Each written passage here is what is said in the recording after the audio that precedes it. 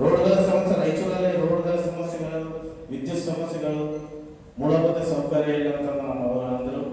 ಖಂಡಿತ ಯಾವುದೇ ಕಾರಣಕ್ಕೂ ಒಂದು ಮಳೆ ಬರಬೇಕಾದ್ರೆ ಒಂದು ಒಳಂಟಿ ಚರಂಡಿ ಬಹಳ ಸಮಸ್ಯೆಗಳಿದ್ದಾವೆ. ಅದಕ್ಕೆಲ್ಲ ನಾವು ಹೋರಾಟನ ಜನಸಂಖ್ಯೆ ಒಂದಾಗಿ ಕೈ ಜೋಡಿಸೋಣ. ಮುಂದಿನ 5 ವರ್ಷದಲ್ಲಿ ರಾಯಚೂರು ಜಿಲ್ಲೆಯಲ್ಲಿ ಜನಸೇನಾ ಪಕ್ಷವನ್ನು ಸ್ಥಾಪನೆ ಮಾಡಿ ರಾಯಚೂರು ಜಿಲ್ಲೆಯಲ್ಲಿ ಜೆಂಡಾ ಇರುತ್ತೆ ಒಂದು ಭರವಸೆ ಕೊಡ್ತೀನಿ.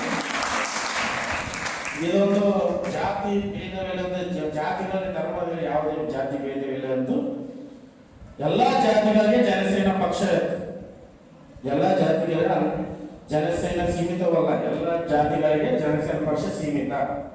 ಒಂದು ರಾಷ್ಟ್ರೀಯ ಜನಸೇನಾ ಪಕ್ಷ ಅಂದ್ರೆ ಇದನ್ನ ಕರ್ನಾಟಕ, ಆಂಧ್ರದಲ್ಲಿ ಮತ್ತು ತೆಲಂಗಾಣದಲ್ಲಿ ಮೊನ್ನೆ ರೀಸೆಂಟ್ ಆಗಿ ನಮ್ಮ ತೆಲಂಗಾಣದಲ್ಲಿ ಸ್ಥಾಪನೆ ಮಾಡಲಾಯಿತು.